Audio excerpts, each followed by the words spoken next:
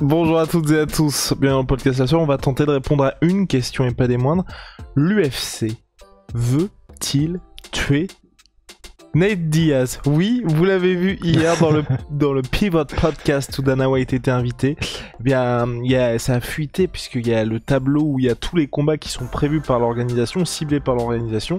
Quand il y a les deux noms qui sont marqués, c'est que c'est signé, comme par exemple Israel Adesanya contre Jared Cannonier pour le 2 juillet prochain. Et quand il y a les petits points rouges, c'est que c'est ciblé par l'UFC mais qu'il n'y a pas encore l'accord des combattants, comme par exemple John Jones contre Stipe Miocic pour le 30 juillet prochain. Et dans ces deux petits points rouges, il y a le 2 juillet, Nate Diaz contre Khamzat Chimaev. Big Rusty, générique. Khamzat. Soit.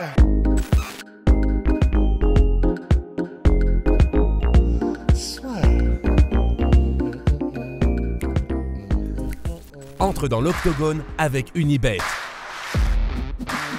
Qui sera le vainqueur du combat? En combien de rounds? Fais tes paris sur l'app numéro 1 et profite de 150 € offerts sur ton premier pari. Qu'est-ce qu'on pense de ce... D'ailleurs, je me permets d'en parler, c'est que c'est un combat qui avait été discuté déjà par l'UFC il y a quelques mois de ça. Je crois que ça devait être pour décembre dernier, à l'époque où Khamzat cherchait un adversaire pour son retour. Finalement, ça n'avait pas abouti, mais il y avait déjà eu des discussions entre les deux hommes. Et Nate Diaz, il n'était pas très très chaud. Là, j'ai du mal à imaginer pourquoi Nate Diaz prendrait ce combat, pourquoi même Khamzat prendrait ce combat, parce que vraiment là, ça n'a aucun sens. C'est vrai que là, ça n'a même plus de sens pour Khamzat, alors que ça en avait peut-être un peu plus avant.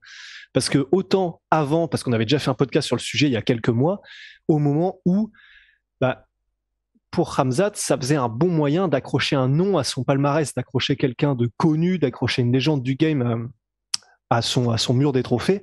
Mais maintenant, en fait, j'ai l'impression qu'il n'est pas aussi connu que Nate Diaz, évidemment, Khamzat, mais pas loin, quoi, parce que sur les réseaux sociaux, même s'il faut toujours faire un petit peu la part entre les réseaux sociaux et la réalité, mais il a quand même un impact qui est monstrueux. Enfin, j'allais dire pas négligeable, mais non, c'est monstrueux. Et il est devenu légitime maintenant. Là, franchement, je pense que pour dire qu'il n'a pas sa place après le combat qu'il a fait contre Gilbert Burns, le numéro 2 mondial, bon, il a coché aussi la case, ok, le mec est ultra dur au mal, il a même si c'était un brawl où les deux ont un peu laissé la technique partir en sucette, c'était impressionnant comme combat. Donc, il a coché un petit peu toutes les cases pour légitimer sa place dans le top 3. Donc, même maintenant pour Khamzat, ce serait revenir en arrière que d'affronter Nate Diaz, parce que même médiatiquement, il n'a plus besoin de lui.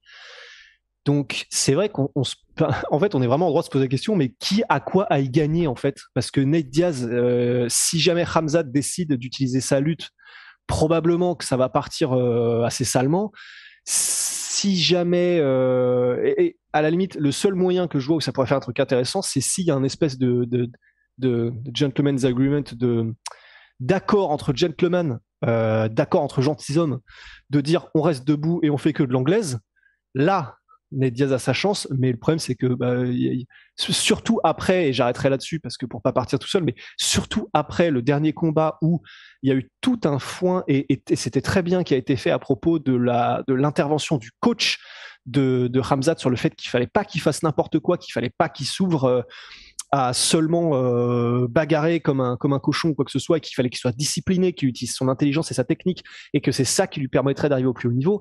Je pense que après ce passage-là, maintenant, il aura à cœur, à mon avis, Khamzat, de faire ce qui est efficace et ce qui marche pour écarter des gars de son chemin en moins de temps qu'il en faut pour dire title shot, tu vois. Wow.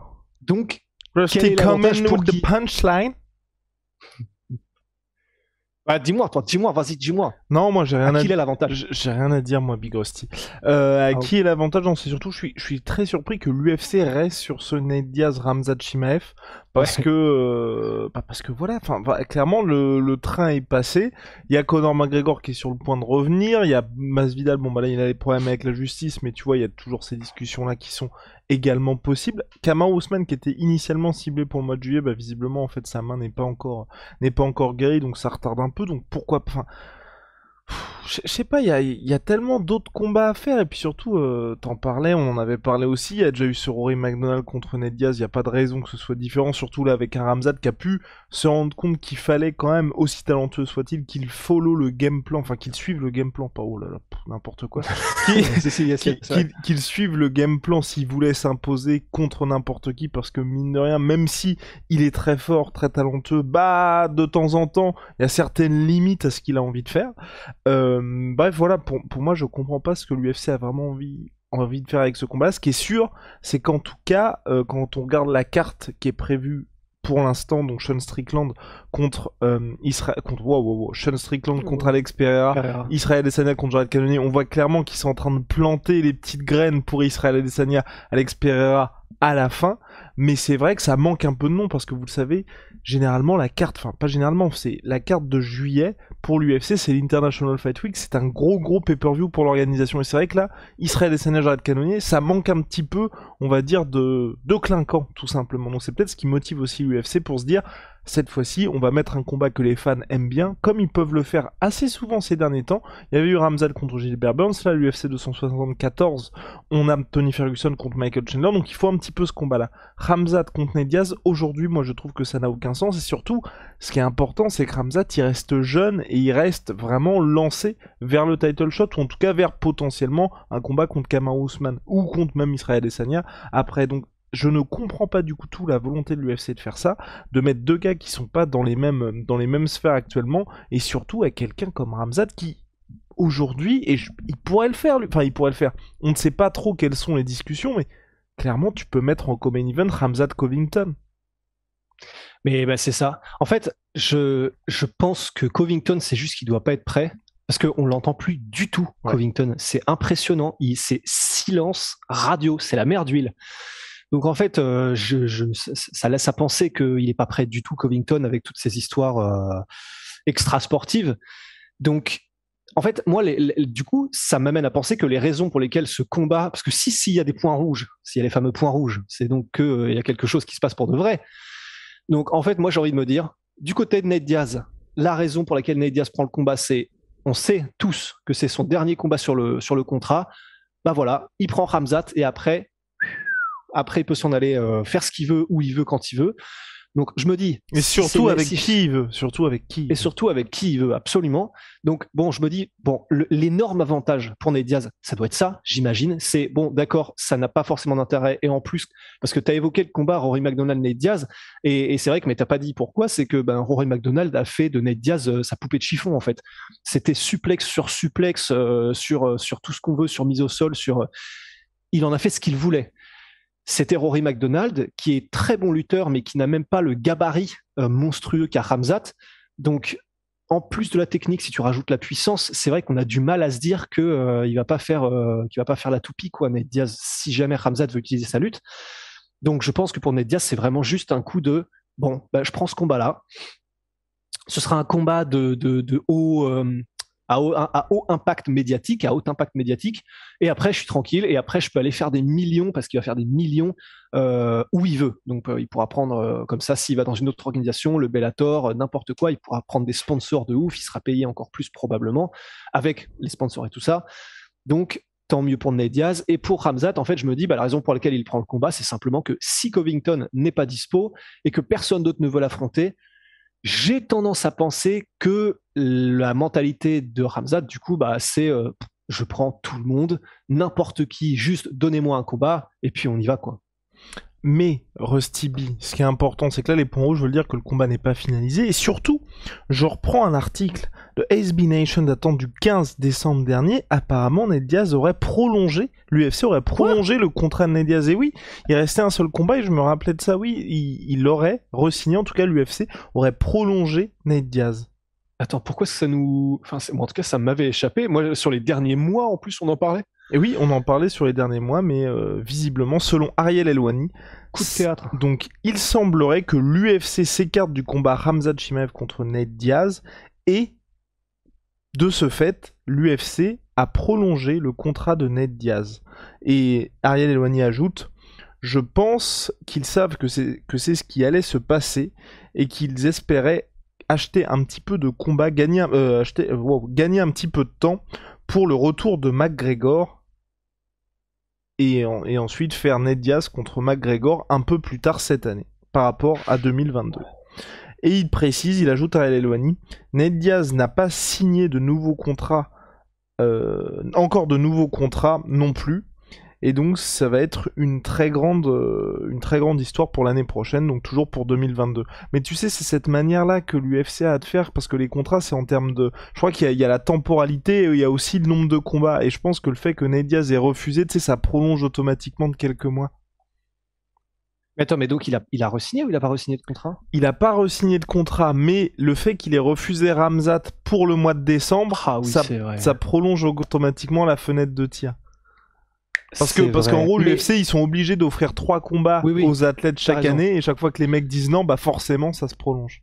Mais donc, il n'a pas signé, et même s'il a été prolongé, parce qu'il a refusé l'opportunité que lui donnait l'UFC, là donc, s'il accepte, normalement, après, il est libre. S'il accepte ce combat, normalement, il est libre ensuite. Ok, donc la théorie reste valable. S'il accepte le combat. S'il accepte le combat. Mais comme là, il y a le point rouge, ça veut dire qu'il n'a pas accepté le combat. Et probablement pour des histoires de thunes, et a raison. Ok. Mais ça me rassure, parce que du coup, si tu m'avais dit qu'il avait re-signé, là, j'aurais plus rien compris à rien, et j'aurais rendu mon tablier. Wow, d'accord. Le mec va beaucoup trop loin. Mais mais ouais, non. Et puis, c'est vrai que... En fait, je suis en train d'essayer de comprendre, du coup, pour l'UFC, parce que le problème, c'est que... En vrai, non, ça fait 2 noms, personnellement. Par contre, au-delà du combat, c'est ça, vous avez entendu clairement notre point de vue sur ce qui allait se passer dans la cage. Khamzat va rouler sur Ned Diaz, ça c'est acté. Par contre, au niveau... À moins qu'il reste debout d'un commun accord. En anglaise, seulement. Ce que je ne pense pas non plus. Par contre, toute la Fight Week serait légendaire. La Fight Week serait légendaire. Personne ne serait prêt. Ah mais vraiment, enfin vous ne vous rendez pas compte, parce que entre Khamzat là qui depuis qu'il y a eu la fuite des screens a tweeté alors Ned Diaz vas-y on se tape quand, enfin lui il est chaud tout le temps, Ned Diaz s'il accepte le combat bah vous pouvez être sûr qu'il va être très très chaud, enfin ce sera légendaire, mais légendaire. Ah mais vous imaginez, en plus en termes de personnalité... Et en plus Rust, il y a même moyen, et c'est ça le pire, c'est que nous on se prenne au jeu au fur et à mesure que les jours avançons de cette Fight Week là.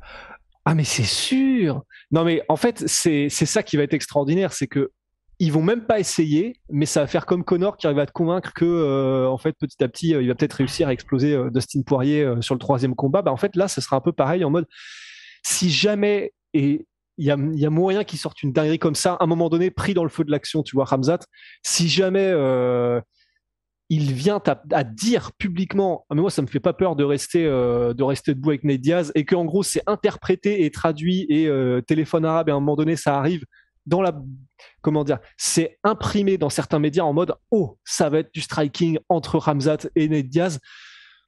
Là on va se prendre au jeu, parce qu'on va être en mode, on va se faire avoir, on va être en mode ah ouais donc ça va être que du striking, alors que probablement que non, vu tout ce qu'on a dit maintenant, qu'il va être beaucoup plus cadré par son coach, etc. Mais si on en arrive à être convaincu de ça, effectivement, les moindres interactions, les moindres altercations, les moindres regards qu'il va y avoir dans les embedded entre Khamzat et Ned Diaz, et vous pouvez être sûr que l'UFC mettra en œuvre des petites situations, peut-être, hein, ça va être extraordinaire. On rappelle, Ned Diaz, grosso modo, laconique, le Spartiate, jamais plus de quelques mots par phrase, mais que des bangers. Khamzat, un mec qui est grosso modo la personnification d'un brasier en fait constant, c'est-à-dire qu'il ne s'éteint jamais. Ce serait ça ferait, tu vois, je m'arrêterai là-dessus. Une des trucs qui m'avait vraiment hypé quand j'étais plus jeune maintenant à l'époque, mais c'était les embedded des tournées mondiales, tu sais, entre José Aldo et Conor McGregor. Ils avaient fait plusieurs conférences de presse un peu partout, etc. Et je me souviens que ça m'avait hypé, mais d'une force. Et en gros, même pendant les embedded, lorsqu'ils ont combattu la semaine du combat, chaque interaction, il y avait une telle synergie entre les deux, parce que José Aldo n'aimait pas du tout ce qu'était en train de faire McGregor. McGregor, il jouait son jeu, il jouait ses cartes. Et il y avait une dynamique entre les deux, c'était fascinant, quoi. Et je pense qu'il y aurait ce serait différent, mais qu'il y aurait un peu une énergie qui serait en termes d'intensité, même si elle serait différente, un peu dans le même genre, tu vois.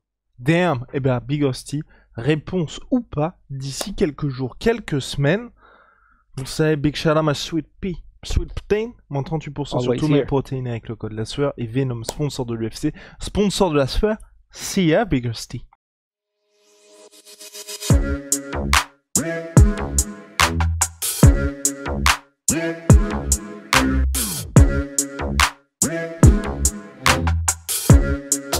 Yeah.